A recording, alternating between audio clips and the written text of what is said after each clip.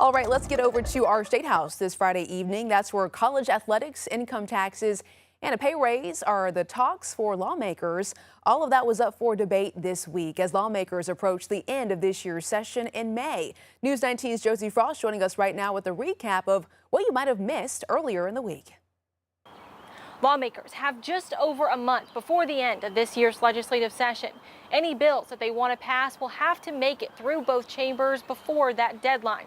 This week, they advanced several key priorities. To conform or not to conform, that's the question. Senate Finance Chairman Harvey Peeler this week explaining to lawmakers what's at stake if they decide to conform to new income tax changes under the federal One Big Beautiful Bill Act. It increased some tax deductions and added new cuts to the federal tax code, like no tax on tips or overtime. If you vote to conform, South Carolinians can take advantage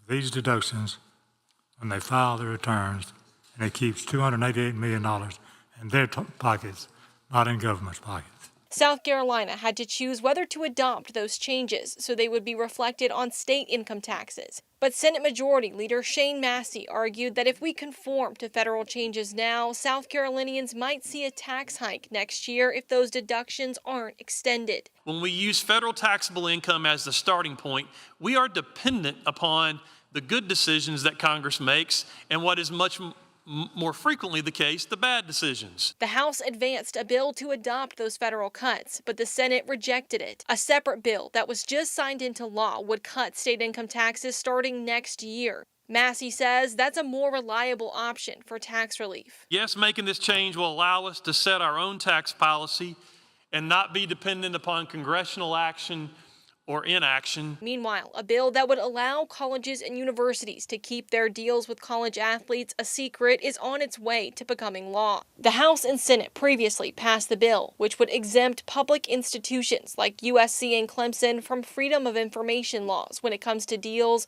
like name, image, and likeness and revenue sharing with their college athletes. Supporters of the bill say that if those numbers become public knowledge, colleges in other states can scoop their players. There is a good chance that this information will come out in the public realm at some point over the next few months, and it will be used against our in-state institutions to the benefit of their out-of-state competitors. The governor then vetoed that bill, but both the House and Senate gave the bill the 2/3 vote it needed to override that veto, meaning it will become law, despite some senators' concerns that these schools should be transparent about how they're spending university dollars to pay these athletes. And we're putting those interests in front of the interests of the actual students at these schools and what the actual purpose of the school is, which is to educate South Carolinians. Now, this coming week, the House will be out and the Senate will be furloughed. The Senate Finance Committee will be working on their version of the state budget.